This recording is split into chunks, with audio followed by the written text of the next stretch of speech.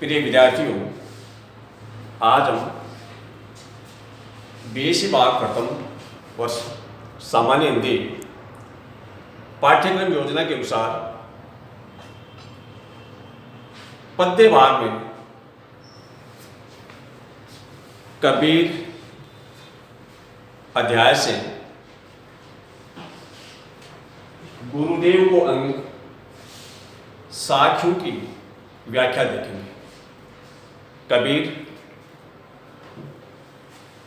भक्ति काल में निर्गुण धारा के रचनाकार हैं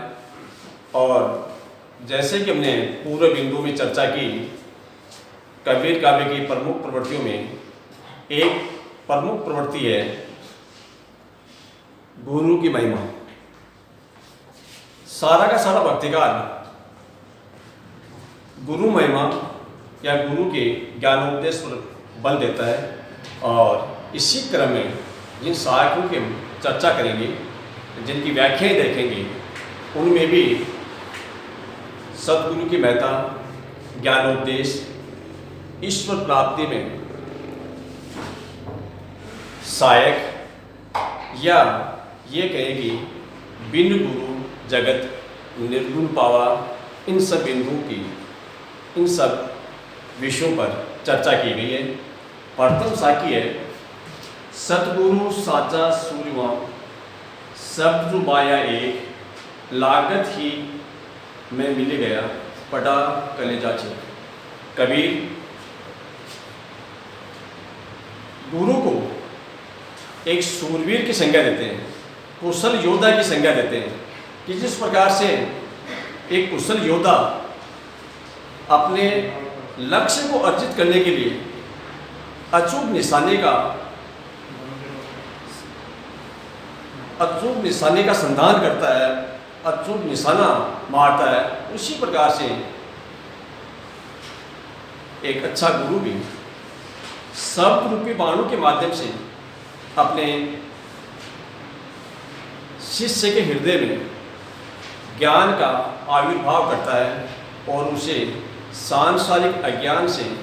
सांसारिक आडंबरों से या सांसारिक जो विषय वासनाएं हैं, उन सब से मुक्त करता है। इसलिए इस पद में गुरु की महत्ता को स्वीकार करते हुए कहा गया है कि लागत ही मिल गया पड़ा कलेजे छे। जिस प्रकार से एक कुशल योद्धा अपने लक्ष्य को अर्जित करने के लिए बाण का संधान करता है और वह धराशायी हो जाता है, उसी प्रकार से गुरु के ज्ञानोपदेश रूपी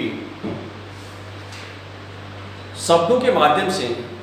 साधक या शिष्य के हृदय में जो भी अज्ञान, जो भी अहंकार है, वह सारा का सारा धराशायी हो जाता है और ज्ञान के आविर्भाव से वह ईश्वर की साधना की ओर उन्मुख होता है। दीपक दिया तेल परिवाती, दई अगठ पूरा किया पिसावना, बहुरी ने आऊं हट। कबीर ज्ञानोपदेश को इस रूप में अभिव्यक्त करते हैं कि एक अच्छा गुरु, एक सतगुरु ज्ञान रूपी दीपक में प्रेम रूपी तेल भरकर और उस दीपक में कभी न घटने वाली सुरती रूपी बत्ती डाल करके एक साधक या एक शिष्य के हृदय में ईश्वरीय भक्ति या ईश्वरीय ज्ञान का आविर्भाव करता है और वह साधक और शिष्य इस बात को स्वीकार करता है कि मैं ये जो संसार रूपी सागर है, संसार रूपी जो बाजार है, इसमें मैं सभी प्रकार का क्रय विक्रय करके और मैं मेरे इस जीवन की सार्थकता को प्राप्त करूँगा। अर्थात ईश्वरीय ज्ञान की प्राप्ति के बाद मुझे अब बार बार अनेक योनियों में, अनेक रूपों में जन्म लेना नहीं पड़ेगा और मेरे इस जीवन की सार्थकता है वह गुरु के ज्ञानोपदेश के माध्यम से और ईश्वर से तादात्म्य के माध्यम से पूर्ण हो पाएगी। गुरु गोविंद तो एक है, दूजा यह आकार। कबीर कहते हैं कि गुरु और ईश्वर दोनों की स्थिति एक सी है। ईश्वर निराकार है और गुरु साकार रूप में शिष्य का मार्ग प्रशस्त करता है, ज्ञानोपदेश के माध्यम से इस जीवन की सार्थकता को सिद्ध करने का प्रयास करता है। और जो एक शिष्य के हृदय में अनेक प्रकार के जो विकार हैं, ईर्ष्या, द्वेष, लोभ, मोह, मद, काम और अहंकार, इन सब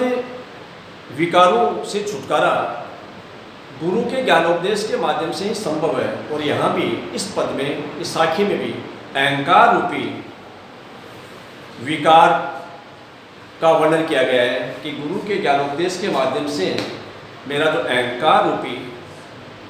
विकार था वह विलीन हो गया है, मिट चुका है। तो पावे करतार, करतार का अर्थ यहाँ पर निराकार ब्रह्म की ओर संकेत है कि जो ही मेरे हृदय से अहंकार का विलीन हुआ, ईश्वर की भक्ति के प्रति मैं उन्मुख हुआ,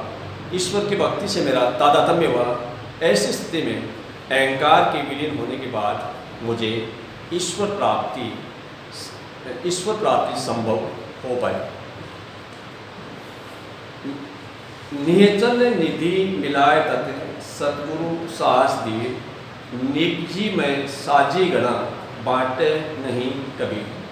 कबीर कहते हैं कि ईश्वरीय ज्ञान है वह एक अक्षय आनंद के समान है और उस अक्षय आनंद की प्राप्ति गुरु के ज्ञानोपदेश के माध्यम से ही संभव है। जब साधक के हृदय में वह अक्षय आनंद, उस अक्षय निधि की जब प्राप्ति हो जाती है तो कबीर कहते हैं कि संसार में उस अक्षय निधि का बंटवारा करने के लिए तो अनेक लोग हैं, लेकिन वो अक्षय निधि बांटने योग्य नहीं है। उसका बंटवारा सांसारिक जन नहीं कर सकते, क्योंकि जिस साधक को वो जिस ज्ञान की प्राप्ति हुई है वह अनुभूति गम्य है, केवल उसको अनुभूति किया जा सकता है। सांसारिक रूप से उसका अभिव्यक्तिकरण भी संभव नहीं है, उसका बंटवारा भी संभव नहीं है। इसलिए कबीर ईश्वरीय ज्ञान को अक्षय निधि की संज्ञा देते हैं, अक्षय आनंद की संज्ञा देते हैं और वे उसे बंटवारे से मुक्त मानते हैं कि उसका बंटवारा संभव नहीं है। सार रूप में प्रिय विद्यार्थियों, कबीर गुरु महिमा के माध्यम से, गुरु के ज्ञानोपदेश के माध्यम से साधक के हृदय में निराकार ब्रह्म के प्रति प्रेम, निराकार ईश्वर का ज्ञान और उस निराकार ईश्वर की प्राप्ति में जो बाधक तत्व हैं, अहंकार जैसे जो विकार है,